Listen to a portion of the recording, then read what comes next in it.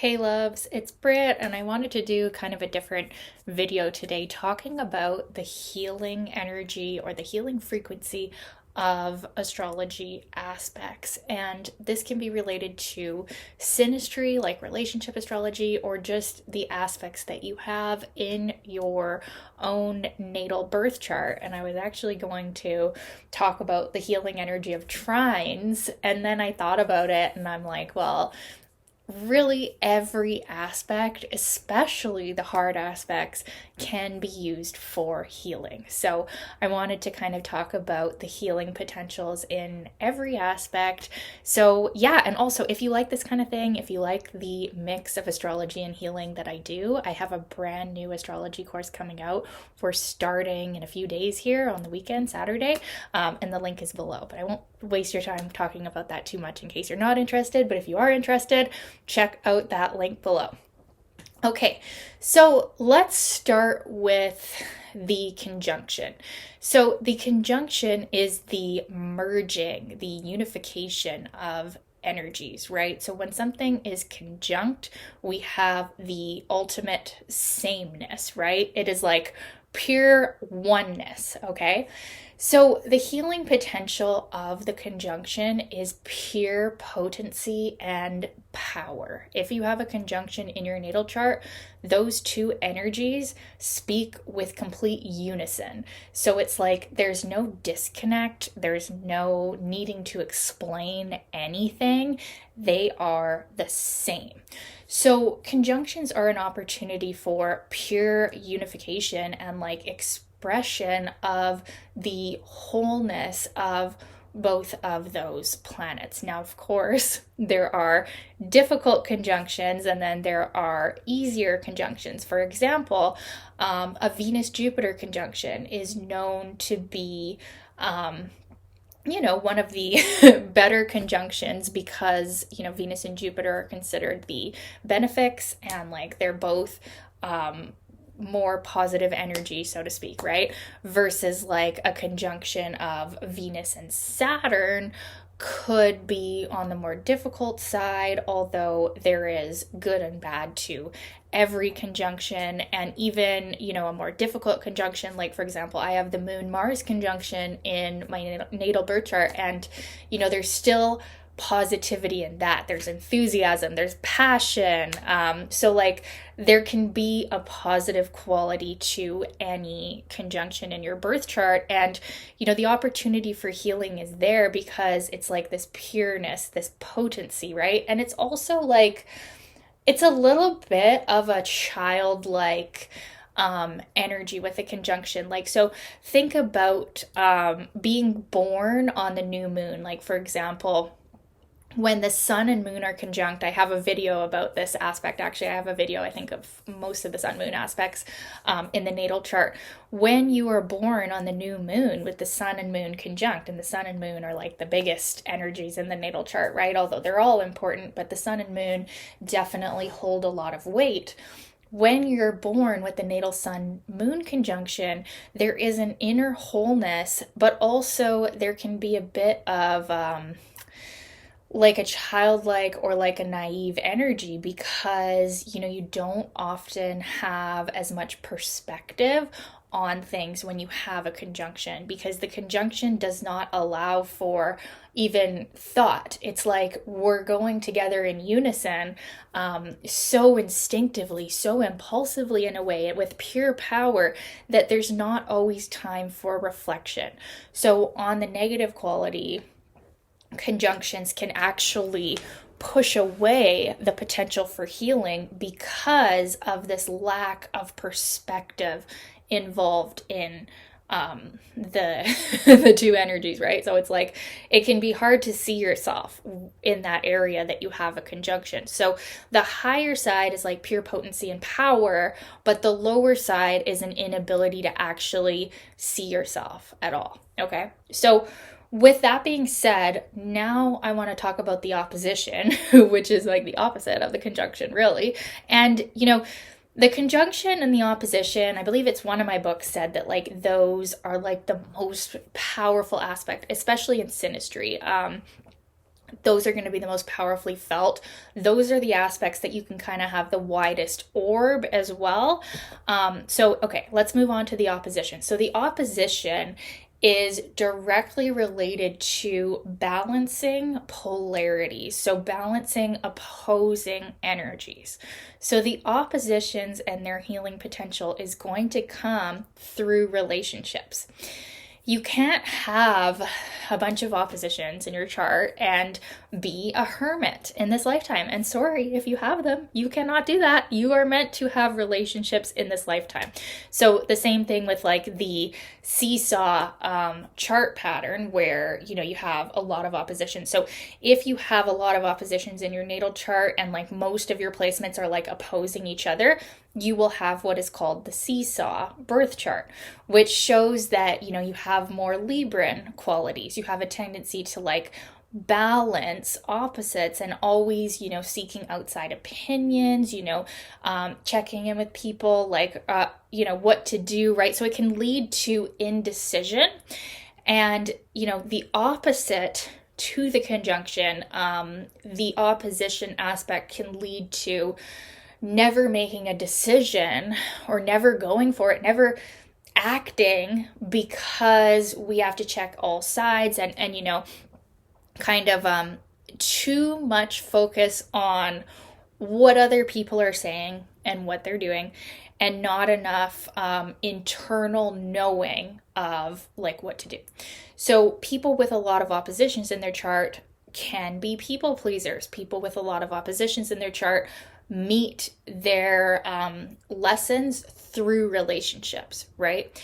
So the healing potential of the opposition is healing through relationships. So like I said, you're not meant to be a hermit. You're meant to fully let yourself be in a relationship, but yet Aries Libra polarity, because when we think about the opposition aspect, we're going to think about the opposing signs polarities, but Aries ruling the natural first house and Libra ruling the natural seventh. Opposition aspects are about balancing self versus others. So being in a relationship without losing your unique individuality.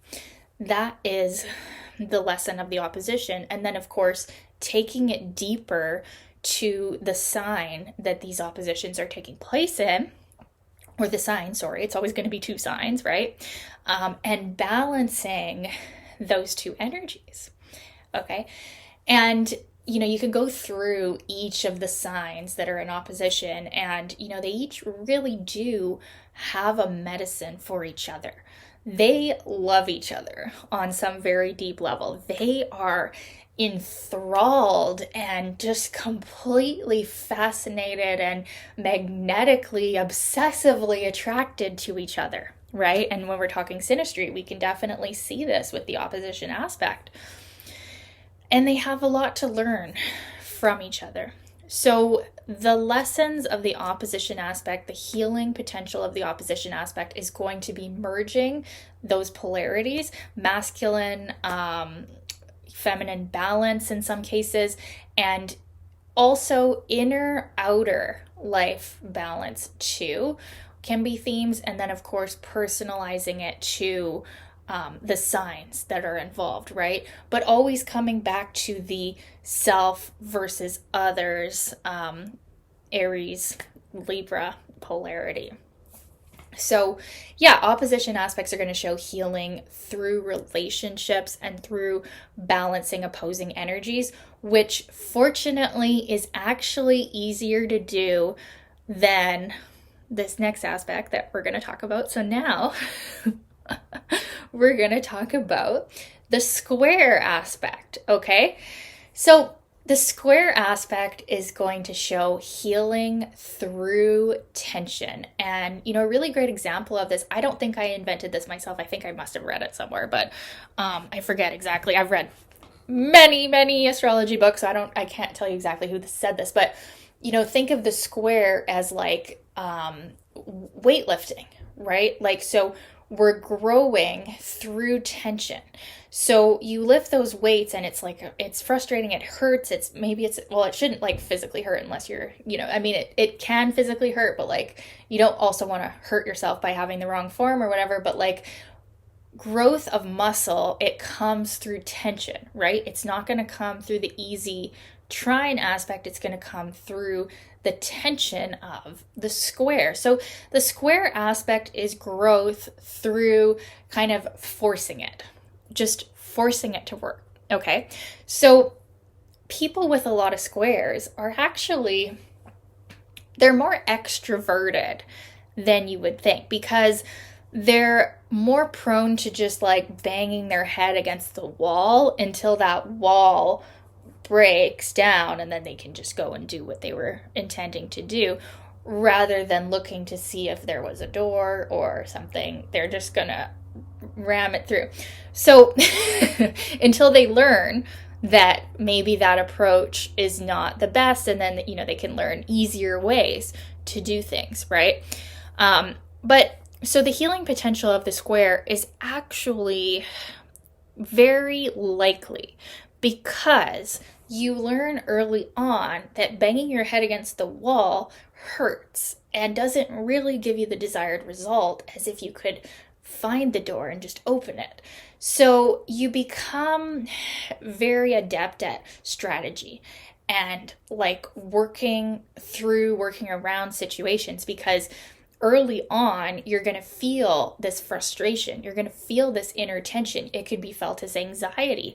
You know, a lot of people with a lot of squares are so anxious and are so like not at ease within themselves, and they feel, you know, things are very wrong, similar to the quincunx, which I will talk about after this too.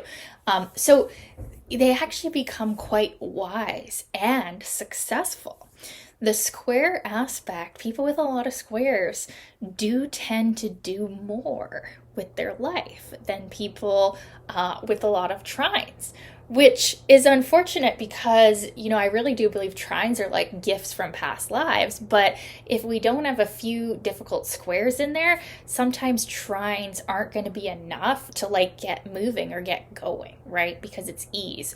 So the healing potential of the square is, like I said, like building muscle, and then, you know, being able to work through almost anything because we're used to tension. Okay, people with really hard squares in their birth chart are used to things being difficult. They're used to the struggle. They're born for it. They've lived it. They can handle it. And they become the people that are like these rocks of like inner strength and stability. And, you know, other people can look to them for advice because it's like they can do anything, right? Unless in some cases the squares will have a repressive aspect where there's like a giving up because it's too hard. But for the most part, people with squares actually are very motivated and they really want to, you know, push through and work through, because the square aspect is sort of related to cardinal energy, right? So the Aries Cancer aspect, that's a square too. So it's like the cardinal signs, Aries, Cancer, Libra, and Capricorn, they get stuff done. Like they're not going to be just waiting for life to happen to them. They're going to go out and make life happen themselves. So that's what you have to think of when you're thinking of the square, as this cardinal energy. And all of the cardinal signs, although they have different ways of doing things, very different, they do all want to do something about it. Like they're not passive, right? So I mean, Libra could be passive, right? But they're still going to activate growth in their relationships because they're relationship focused in this lifetime. So they can't do nothing. They have to get out there and meet people and socialize. So it is still active, even in its own Libra fashion, right? So the healing potential of squares is the healing through effort and through working on it, right? Working hard and working on it, right? So the healing potential for squares is actually quite great. So Now let's talk about, I'm doing all the hard aspects first, and then we will end with the easier aspects, and I'll just talk about the major aspects in the quincunx today, but I know there's minor aspects. I'm still studying them too myself, you guys, so I'll get back to you on those. So let's talk about the healing potential of the quincunx aspect, okay? And remember, everything that I'm saying, you can relate it to your natal chart, or you can even relate it to synastry as well. So the quincunx aspect is going to be healing through also difficulty, but it's a much less overt difficulty as the square aspect. People with a lot of quincunxes are actually more introverted than people with a lot of squares, because the quincunx aspect has sort of a sixth house, eighth house energy, which are houses that are not necessarily very visible. And, the sixth house is about our daily work, our health. So people with a lot of quincunxes may actually be motivated because of a health crisis. Okay, that's one of the ways that we can actually have healing through the quincunx aspect, is because we're actually forced to slow down and analyze, why our actions are not working because of a health crisis, or because of a work crisis, because of a loss in our job, or a dissatisfaction in our daily life, work, and health, right? So that's one side of it. And then the other side is the eighth house side, which is like the researcher. Okay, the depth of people with the quincunx aspect is greater than people who do not contain a quincunx aspect. Now, I might be biased myself because I have a few of these in my natal chart. There's one book that I love. It's like called Patterns of the Past by Judy Hall, and she's like a karmic astrologer, but she basically says, like, if you have more than one quincunx in your birth chart, you are meant to like study the entire meaning and nature of life, or whatever. And it's like, it's a signifier of a spiritual depth, right? So people with a lot of quincunxes are very deep. They are likely a little bit repressed in some area, and their issues, which may be obvious to other people, sometimes they are, sometimes they're not, are very difficult for them to kind of get some sort of sense of, because it's going on under the surface. It's like an inner tension that is so hard to pinpoint that it leads to like an underlying anxiety, or like I said, a health crisis, or even like a crisis of purpose or faith. So it's different in that the squares conflicts are more overt and more, out there, like unavoidable to deal with. The quincunx is more like an underlying vague, like feeling of fear or unease. Something is wrong somewhere. We don't know exactly what. So what the healing potential of the quincunx is the ability to heal through depth and researching and, studying the very deep corners and recesses of our mind and heart and body, because we can't really have success or forward movement without doing that. So with the quincunx, it's almost like you're forced to heal because the planets do not get along. They do not talk to each other. They're basically alien to each other. So we better look within and dig, or we can't even do the stuff that normal people are doing because we can barely function with these quincunxes in our chart. They're so freaking awkward. And that's what it can feel like as a person with a lot of quincunxes, or especially the yod too, is like this tension that is so unavoidable and so blocking or thwarting. We get in our own way. We self-sabotage. We basically act in a way that doesn't allow success related to the planet. So that eventually leads to forced healing through depth, through researching, and through wisdom and understanding the mind-body connection, understanding, relationships and spirituality, astrology, even anything to make sense of why we feel so awkward and weird. So that is the healing potential of the quincunx aspect. So now let's talk about, first we'll talk about the sextile, and we'll end with the trine, which is actually the whole point of this video. But yeah, and maybe one of you lovely people can like timestamp when I talked about each of these aspects. So, okay, let's talk about the sextile. So the sextile is more stimulating than the trine. I would say the sextile is healing through information and collaborative connection with other people. The sextile, I would say, is second to the opposition in being the most social aspect. So if you have a lot of sextiles in your chart, you're more of a social being. You actually enjoy relationships with other people, because the sextile aspect has a third house or Gemini and 11th house Aquarius connotation. So, it's a lot of moving around and communication, lighthearted communication in some cases, unless we're talking like Mercury and Pluto or something. It's definitely an inquisitive and curious, connecting ideas to people, connecting groups and things like that. So the sextile aspect is a very light, airy, invigorating healing energy that comes in. And it's the healing that comes through, like, when you're the trines and sextiles is like when you're in the flow. You're in the right place at the right time, saying the right thing to the right person. And the sextile is very much the saying the right thing to the right person, or someone saying the right thing to you that is invigorating and rejuvenating and healing. So it's healing through these social aspects. Okay. And then the trine. Let's talk about the trine. So the trine is ease, flow. The energy flows effortlessly. So people with a lot of trines in their birth chart can actually send healing frequencies, okay? So there is healing gifts with your trines. Now, the problem with the trines is that you might not actually be aware of the healing gifts that you possess due to your trine, because it's so natural. These are gifts carried over from past lifetimes.